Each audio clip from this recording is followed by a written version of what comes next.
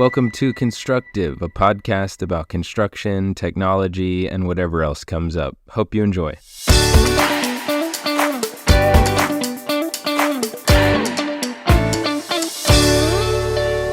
All right, welcome back to Constructive. I've got Sam Morgan here. How's it going, Sam? How was your Wednesday? Seth, I am doing really good and so glad to just really jump into this conversation. We hopped into a call thinking we'll just maybe talk about it and plan it. But then we were like, nah, let's just do this thing. And I love that about this. So let's go, man. Let's freaking go. Is there anything lean about doing that? Just jumping right into it? Yeah, absolutely. I think it's a lot of folks in improvement. And I think folks in the construction industry who practice lean will know this too. We do a lot of talking. Well, let's plan this out. Let's do that. And there's power in like creating a place you want to go to. And we'll talk about that as we unpack this a little more. And that's good. But then we do so much talking that we don't ever leave room to like experiment and try things and just go and take action and then see what happens. Because we could have said, well, let's just try this next week at 3:00. Instead, you're like, hey, do you have 30 minutes to talk now? Sure, I do. Let's go. Let's just try it. I mean, two people who have passion around these kind of topics, let's just go and see what happens. And I think there's a lot of energy and value that comes when we just do something and see what happens. Absolutely. Yeah, I don't know if you know Eric Anderton. I had him on my podcast a few episodes ago, and I've been watching his stuff, and he was saying something about like, let's get conversations to either a yes or a no, and we don't want to deal with maybes. And it's kind of like, hey, let's do it now, or let's not do it. Let's not do, hey, maybe we'll do it next week. So that was kind of my premise to this, is just like, hey, we're talking now, let's record a podcast. But I'm glad that that's also kind of lean. And I had asked you just previously, like, your take on lean. You brought up kind of the scientific method. Can you give me like your version of like what lean means to you? Yeah, absolutely. I'm going to shut the door because I didn't expect to come on here. We had to That's great. do that.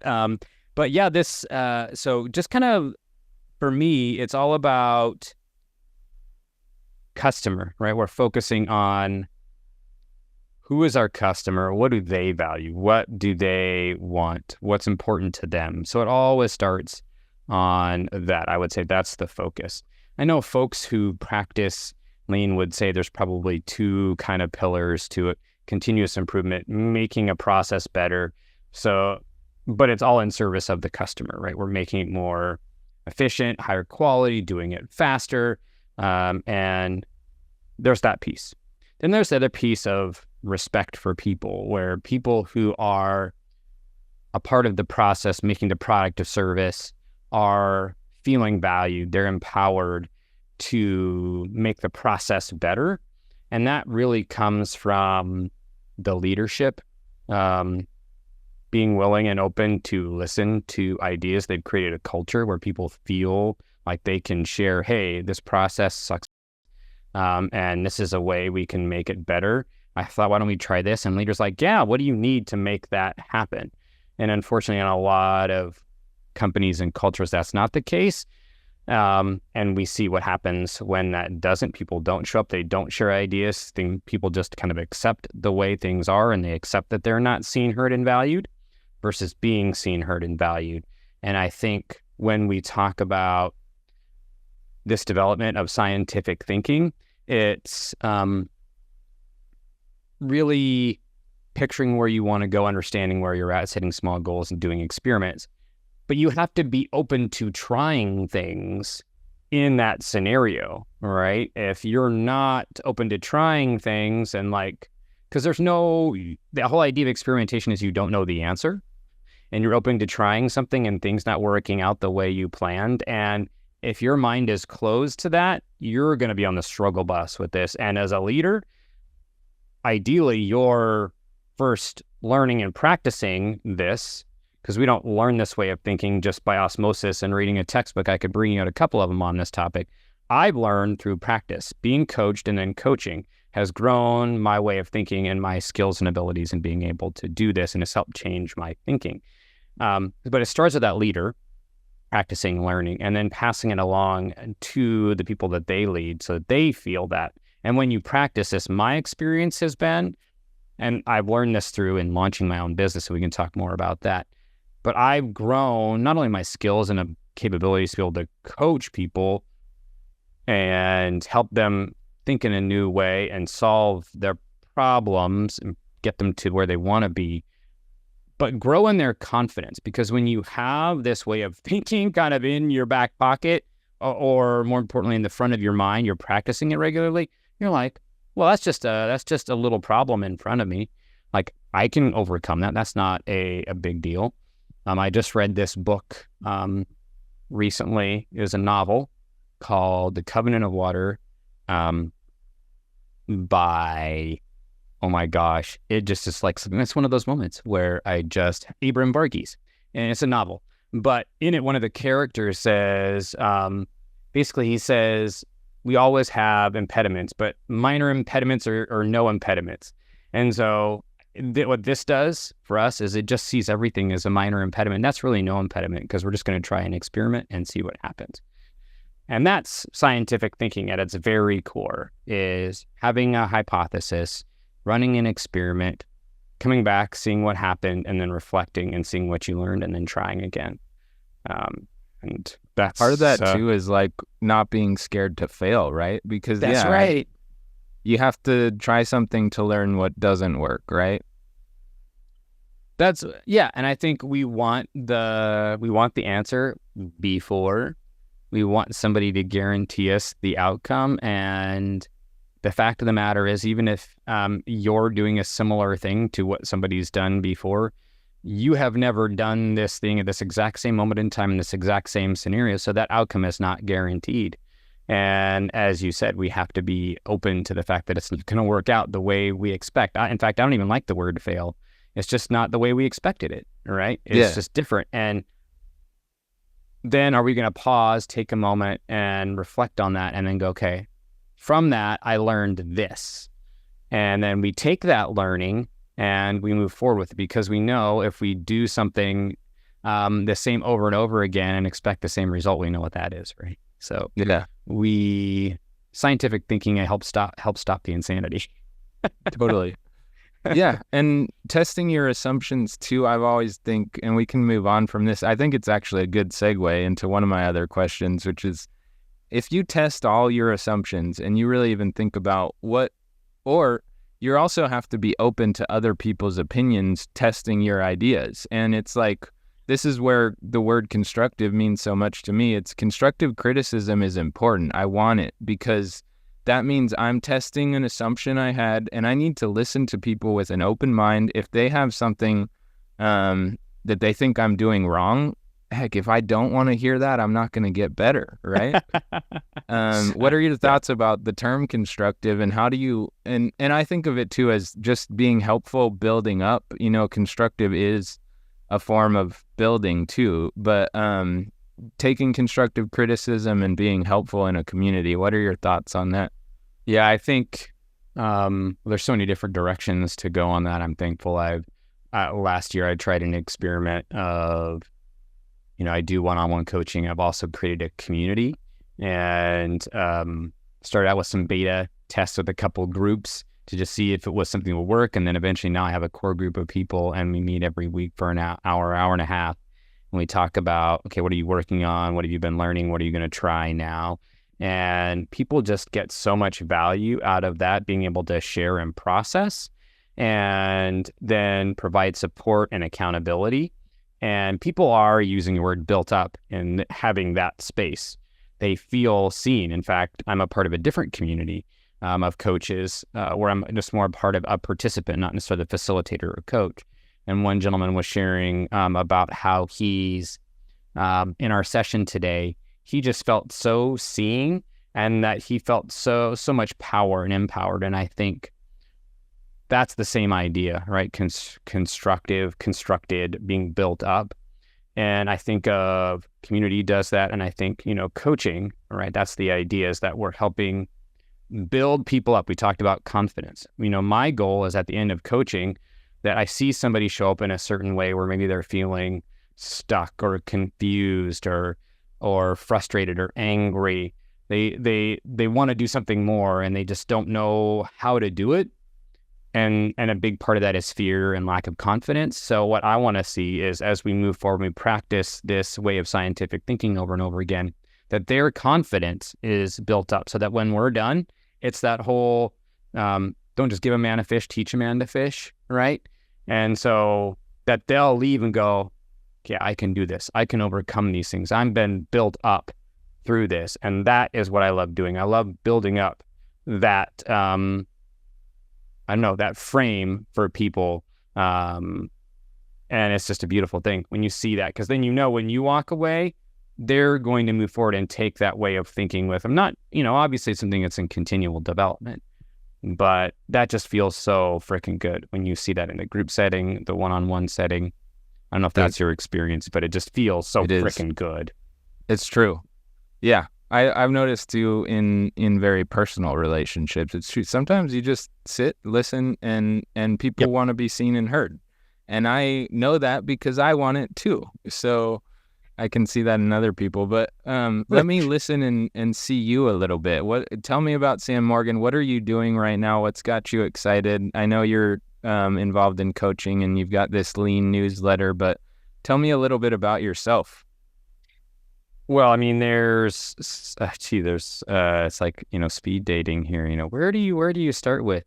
And I think the quote that's sitting for me, and I think it's connected to probably a Zen type of framework, but it's the way that I am in one place is the way that I am every place. And so this way of scientific thinking is not just something that I coach people and I support them in developing, but it's something that I practice in my relationships, right? I've been married for 21 years, got 3 kids. And so I don't just turn this thing off. Like my mind is always thinking in, we talk about the pattern of scientific thinking that comes where you're getting a clear understanding of your challenge or your vision, and you're understanding where you're at right now in relation to that, and honestly reflecting and looking at how things are going. And then you set small milestones, 1 to 2 weeks, and then what's in your way between where you're at and where you want to be in a couple of weeks. What are those obstacles? And then what's an experiment I can try? That framework, something, obviously in coaching, we're practicing with more intention, but that doesn't go away from me. That pattern and running experiments, even just the basic, okay, what's your next step? What are you expecting? What happened after you've done it? And then what did you learn, right? Like even just that frame doesn't ever leave me. I apply it in every single space I go. I just can't get away from it. And so I just love it because it's just a meta skill. And so I don't know what else you want to know about that, but that's just like, I just get so passionate about that. Because it's just like, man, you can take it everywhere. Like I do, I do recovery work personally. I've been doing group and individual recovery work for like 16 years. And just seeing the application of that in that space too. And it's just so good. But I think the only way that we can really change our mindset, in no matter what sense, and you're married, as a parent, as a partner, spouse, as an entrepreneur, coach, is by this consistent practice over time. All right. We want, in our day and age, we want the shortcut, we want the formula, we want the program to get there.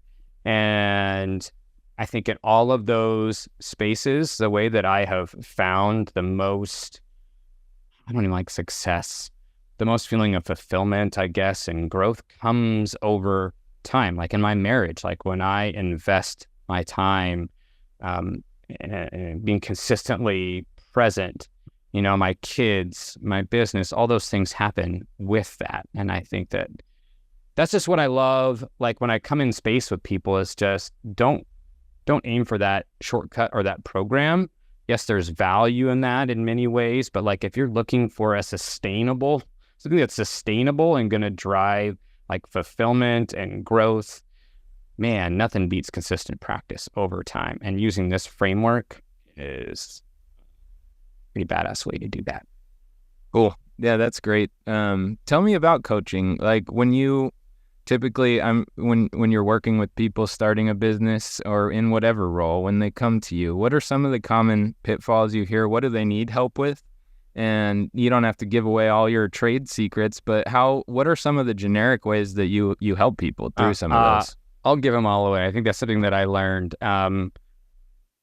because, and I think this is one thing that I really tried to take, because I first used to be like, oh man, I got to keep these all over here so people will pay for it because I've got this secret sauce. And it's like, actually, you know what? There is so much information. Like somebody could really go out right now and find, like if you Googled Toyota Kata coaching, you could go out there and like find hours upon hours upon hours of videos. You could check out the books, you could listen to podcasts, right?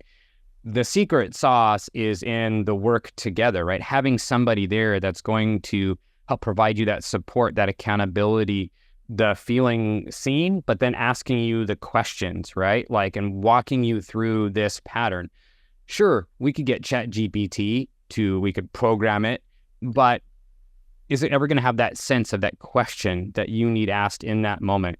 And this is the thing that was dropped on me, and I was just stuck with me. Information doesn't equal transformation. So if you're out there in the construction business, you're looking to start up your business, and let's say, you know, to your question, like what I hear so often, and I know it transcends industry, is, man, I don't know the path. I don't even know where to start. How am I going to get that first paycheck, that first client? I'm feeling all alone. I'm just struggling. Why does it feel like everybody else has like 13 clients with 7 waiting and like this program that's just killing it? And it's like, yeah, that experience transcends based on my conversations. And the process I take people through is, okay, well, that I get that.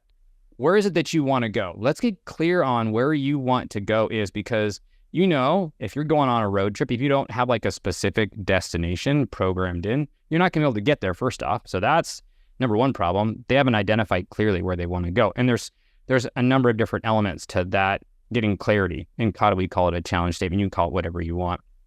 But it's like setting a date, you know, knowing what it looks like when you get to that date. Like, so if you're looking around in your view, you were doing a documentary, what are you seeing going on? How can you measure that? Like, what's your measurable way of seeing how you're doing on your way of getting there? And then what's your why? Why are you wanting to get there? Because in the end, if you're doing something that's a challenge, you need something that's going to motivate you to get there. It needs to be a why, not just because I'm like, I want to make a shit ton of money. It's like, no, that's not going to drive you when things get hard, right? So that's the first part, is getting clear on where you're going. Especially if you're starting up a business, you need to do that. Whatever it is, your goal, if it's like getting my first client or starting up a program or whatever it is, get that first. Then you need to be honest about where you're at, brutally honest. Don't just lie, because that doesn't help you get to your destination, right? Like, where are you at right now in relation to that? And how is the process that you want to work on working right now? Like, look at it like as if you had a GoPro on your head. Walk yourself through the steps of whatever, if it's your sales process, marketing, if it's your program, whatever it might be, like write it out, like, and you're going to get some metrics for how that process is working. So be honest, right? That's the next part of your current. Then set something up in like a week or two. Okay, how do I want this process to work in a week or two to get me the outcome that I want that's going to get me closer to that bigger goal, right? So you have that bigger goal, you know where you're at. Now let's break it down into just 1 or 2 weeks ahead, because most people, I don't know if this is your experience, Seth, and your own, but it's mine personally. Like, it's this pull, like, I need the whole plan. I need to give me all the answers, right? I need just walk me through all the steps. I'll pay whatever it takes. Like, no, we can't see that far ahead. So get that 1 to 2 week. How does the process need to work? Okay, now you're here. You've identified where you want to be in 2 weeks. Okay, what's in between here and there? Because you'd be there if, there's obstacles in the way. There's things that are preventing you from getting to where you want to get to. So now you got to identify those. What are those obstacles that are in your way between here and there? Once you identify those and you go, oh, okay, that's just an obstacle, like we talked about earlier. What's something that I can try? today. Like, I don't know how to get around it. Otherwise I probably would have already done it. So what am I going to try today? What do I expect to happen? Okay, now go out and try it. Okay, come back tomorrow. Okay, what happened? And whether it like went 150% or went 0%, it doesn't matter. Like that, honestly, that doesn't matter. It's that you tried something. Okay, well, what happened? And then now what did you learn from it? And then do that. You got to do that every single day. And it doesn't need to be a massive step. We think we need these massive steps. Something 15, 20 minutes, whatever. Now come back around and do it. And that's how I've made progress in my launching my own thing and helping people. And most importantly, how it's changed this mindset. Doing that pattern of 4 steps over and over and over and over and over again to change your mindset and move you forward towards your goals. So there's all the secrets, you know.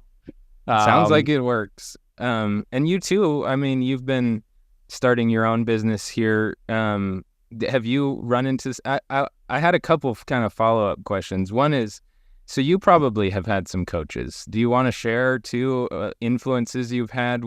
Who's the coach of the coach?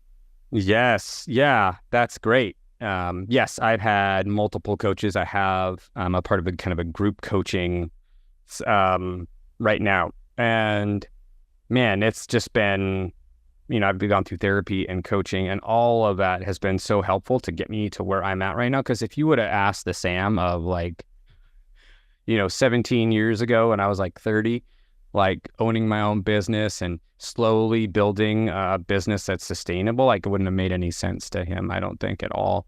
But having those people to provide the support and accountability, but also ask you the hard questions, not to like beat you down, but to like, because I want to help grow your thinking so that you can build for the long term. So I've had a couple great coaches. Julie Simmons, she was my first kata coach. And this gal, Gemma Jones, she's from England, she helped me while I was launching my business. I learned so much from that. And then I've had others, Maria Gorzenka, countless. I have 2 that were kind of more life and business coaches, Christos Angelidakis from Greece, and then Troy Durango from San Diego. So I've had people from all over the world in all different ways. Even my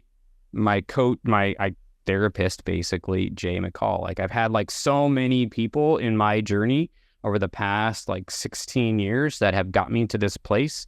So I would just say, like, if you're in this place right now and don't feel like you're all alone, because you're not. Your struggles, I can guarantee you, if what I said earlier hit home, you're not alone, because I've heard that from countless people. I talk to people every day on LinkedIn, and these are the things I hear over and over and over again. So you're not alone.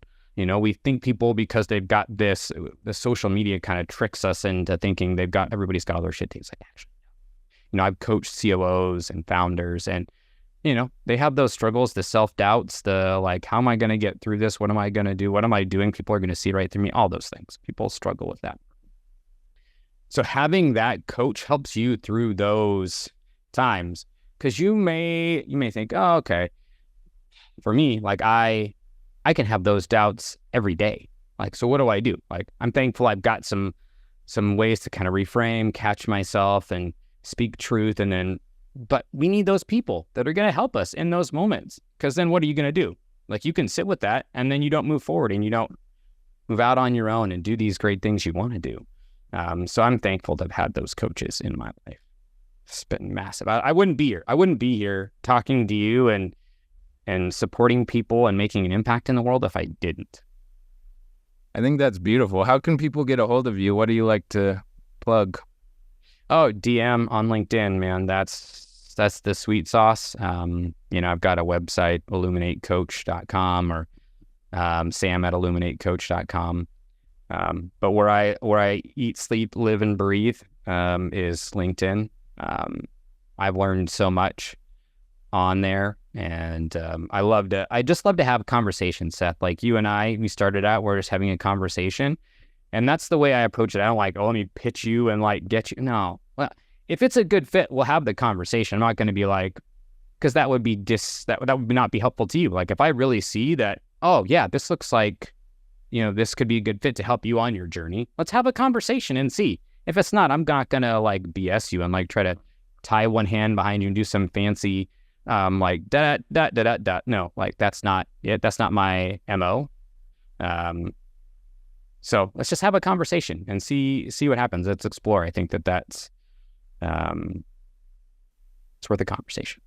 Yeah, that authentic connection where it's and I can sense it from you that like the podcast is called Constructive. I can sense that you just want to help people, and if you can't, you'd be honest about it. If you can, you'd tell them how, and that's kind of my approach as well as with this podcast too. I hope it's helpful to somebody, even if there's just one person out there. Let me know who you are. But no, there's a few, I think. But yeah, if it's helpful to you guys too listening, please let me know and let me know how it can be more helpful. That's my goal as well. But go check out Sam Morgan on LinkedIn, and maybe we'll get you back on and do an update in a year or something, Sam. Thanks for talking.